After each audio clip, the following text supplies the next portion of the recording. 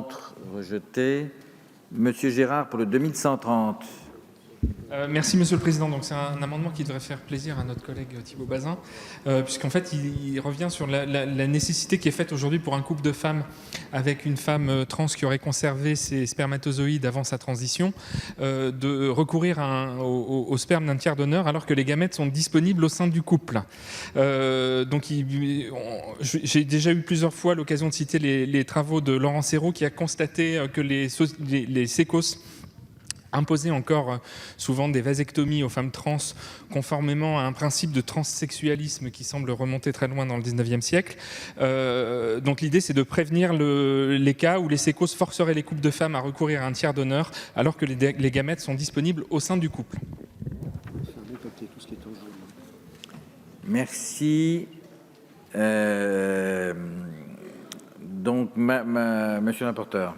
Personnellement favorable, mais la Commission a rejeté cet amendement. Madame la ministre. Oui, merci, Monsieur le Président. Donc, votre amendement propose d'étendre le dispositif de reconnaissance conjointe aux femmes ayant recours à une AMP avec leurs propres gamètes. Vous savez évidemment, la procréation aujourd'hui nécessite un ovocyte et un spermatozoïde, de sorte que deux femmes ne peuvent pas procréer sans l'intervention d'un tiers donneur.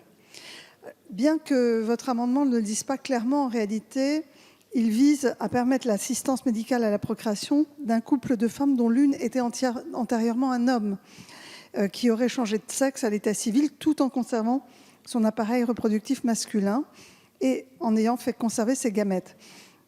Votre amendement vise donc à permettre la filiation transgenre. Je vous rappelle que les seuls cas de filiation transgenre que nous connaissons n'ont pas impliqué de recours à l'AMP. Or, votre amendement ne traite que de l'AMP.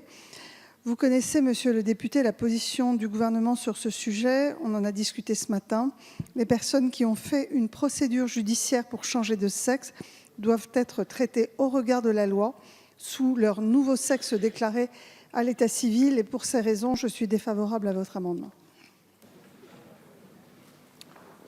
Merci. Donc, je mets aux voix l'amendement 2130, défavorable, commission et gouvernement. Qui est pour? Contre? Rejeté.